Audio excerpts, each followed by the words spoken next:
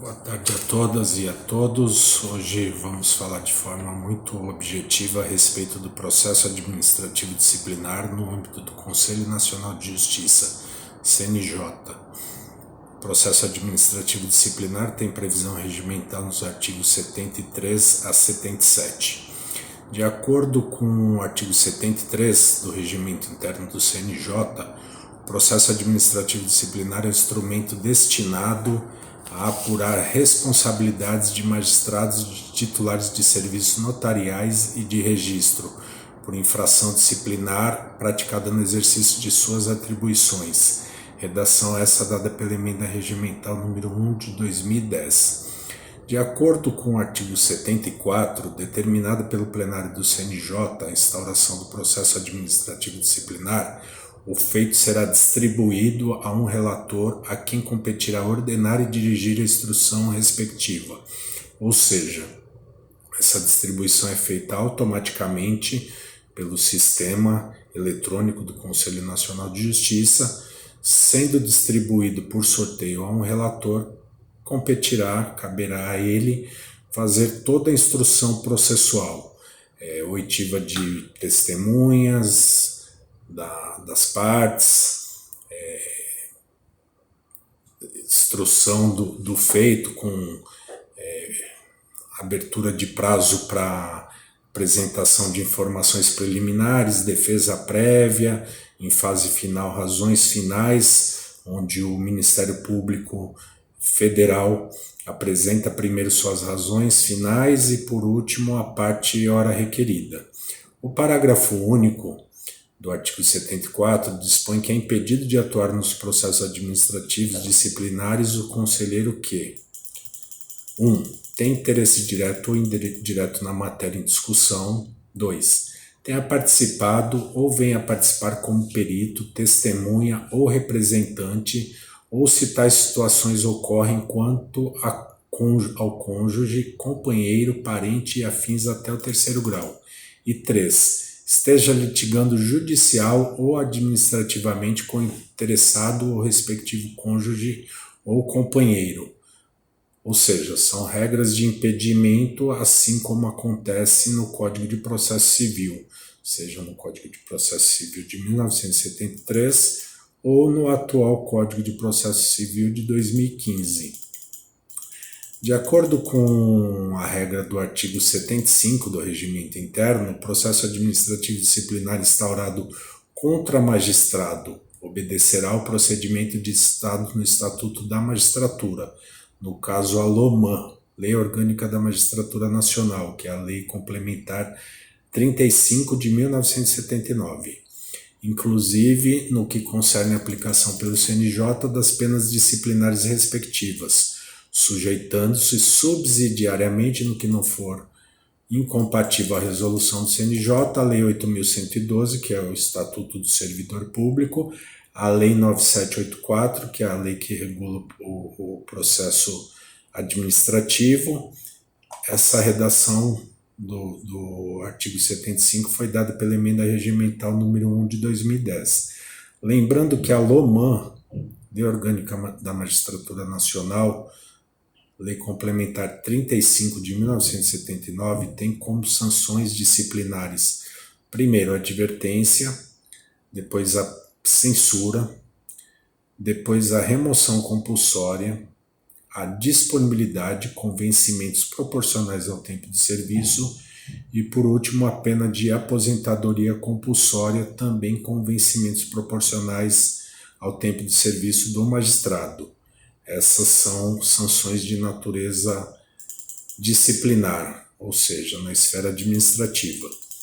O artigo 76 do Regimento Interno do CNJ traz que o processo administrativo disciplinar instaurado contra titular de serviços notariais e de registro obedecerá a procedimento estabelecido na legislação funcional.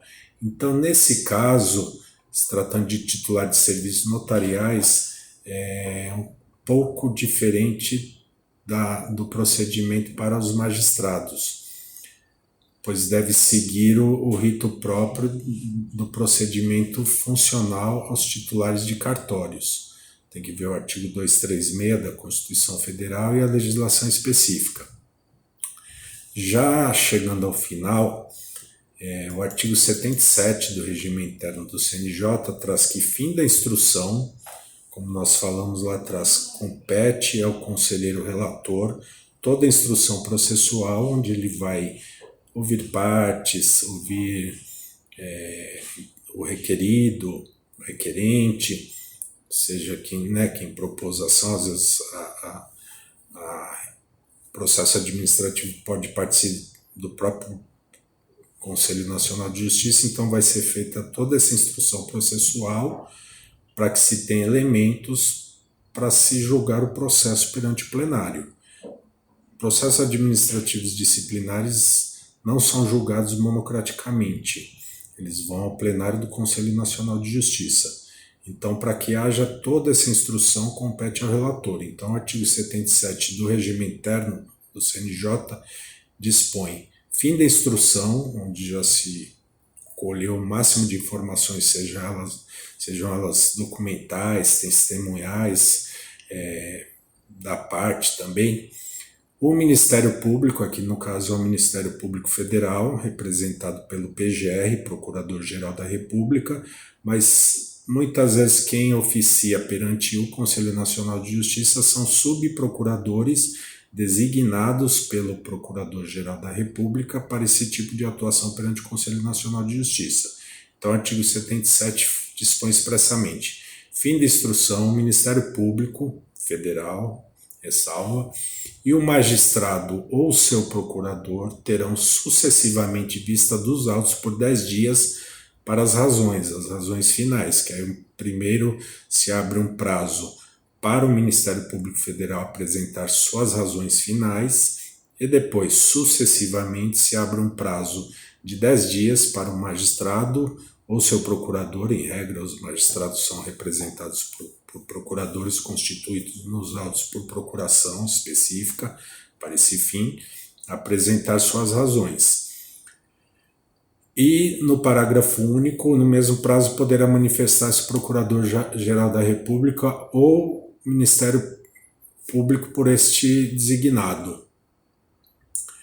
Então, concluída toda a instrução processual, apresentadas as razões finais, o relator do processo pedirá pauta ao presidente do Conselho Nacional de Justiça.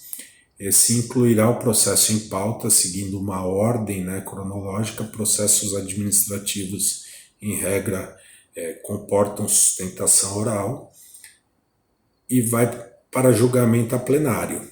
Então, lá no plenário, o relator apresentará o relatório.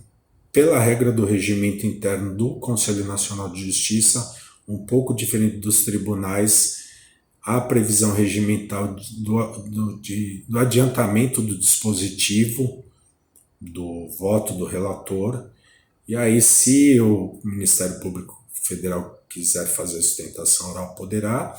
E a defesa também tem o prazo regimental de 10 minutos para fazer a sustentação oral.